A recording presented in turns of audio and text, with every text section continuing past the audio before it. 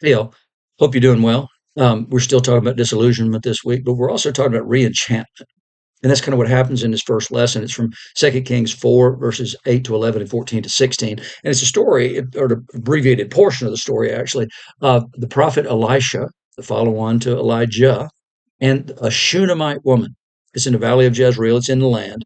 And so what happens is Elijah keeps passing by Shunem. He goes through Shunem regularly. There's a wealthy woman there. And she said, "Come by and get some food. Come over here and get something to eat." She's providing him with hospitality. She sees him and she urged him to eat some food. So he did. Whenever he passed that way, he would turn in to eat food. So this goes on for some period of time. We don't know how long. And then she said to her husband, "Behold, now I know this is a holy man of God who's continually passing our way. Let's make him a small room on the roof with walls and put there for him a bed, a table, a chair, and a lamp, so that whenever he comes, he can go in there." She's providing him sort of a little study, a little hermitage, a little hotel room, if you will, to stay in.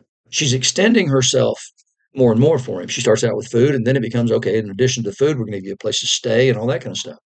And back in the day, I was really close to the Archbishop in Rwanda. We were really, really close.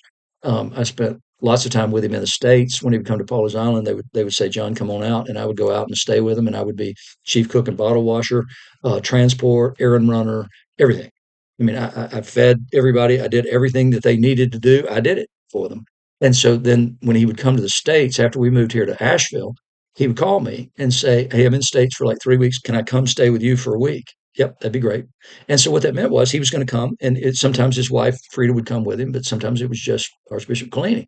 And so he would come, and they would stay. He would stay, they would stay, whatever it is. And so basically, I mean, he would come down here, and there's a lot more books than you can see back here. I mean, I've got I don't know how many thousand books I own. It's insane. And so, but he liked it because he could come and he could be here in my office, and I would go wherever I needed to go, and he could just be, and he could study, he could pray, he could do everything he needed to do.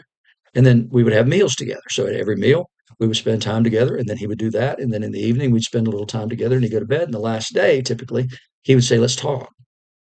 And we would talk, and we would enjoy one another's company, and we would talk about whatever it is that he was talking about. But he knew that we had known each other well enough and long enough that this was a place that he didn't have to entertain anybody, that it would be perfectly fine with us if he just came and kind of did his thing and got some time to himself, because he would be worn out because everybody's entertaining him and everybody's doing all this stuff, everybody's getting to know him and all that kind of junk, and we were just people that he knew well.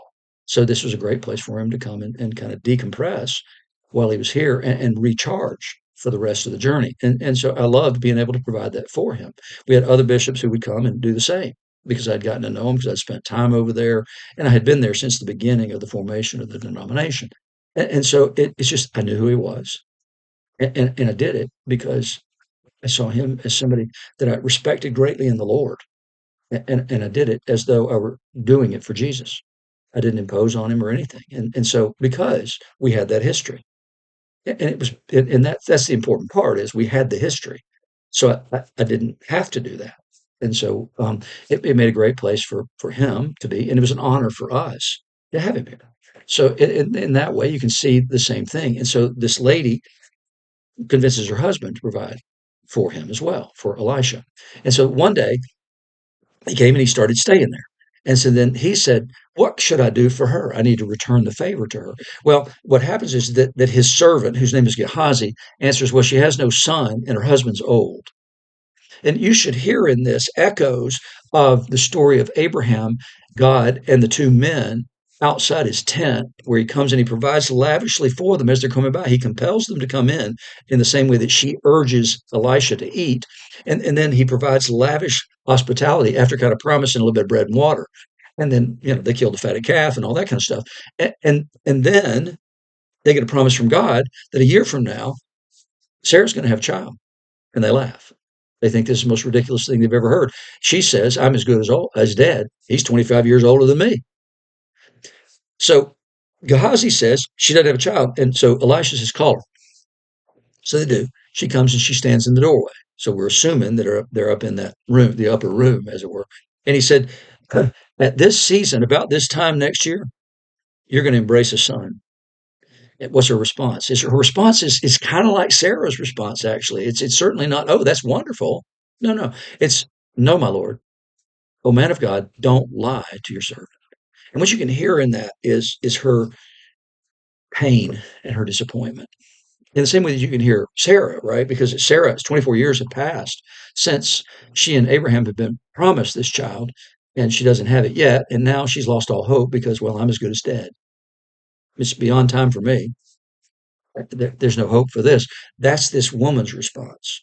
It's like we kind of hoped and prayed and believed, and it just never happened. Don't play with me. Do not play with my emotions like this. Don't say these things. She's lost hope. But because of what she's done, the Lord blesses her.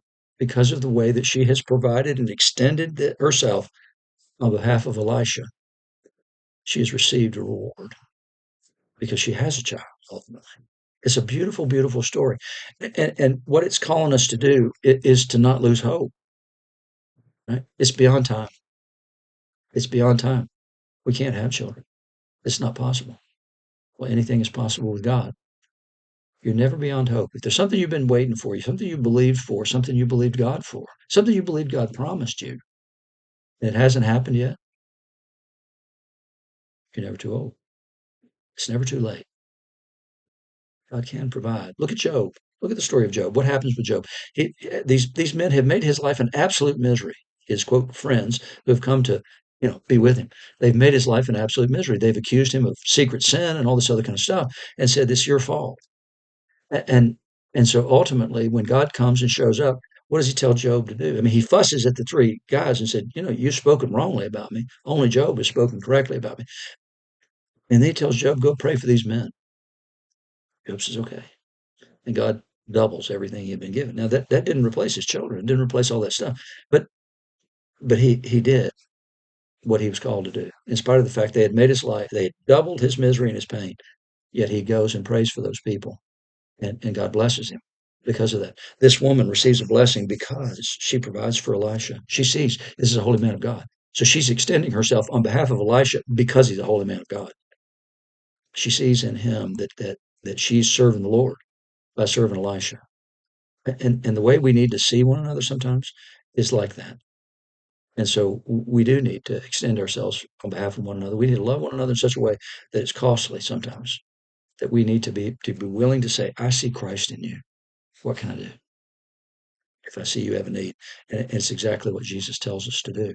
And so it's a beautiful story, an absolutely beautiful story. This woman who initially just sees a man. She sees a man coming by and she urges him to come and get something to eat. And then Abraham does the same thing with the men. And then he realizes ultimately, oh gosh, these men are angels. And so scriptures tell us some have entertained angels unawares. C.S. Lewis says there are no ordinary people. There are no, um, we don't know. We don't see one another rightly. If we did, he said, we might see one another as somebody to be worshiped or a horror for the pit of hell.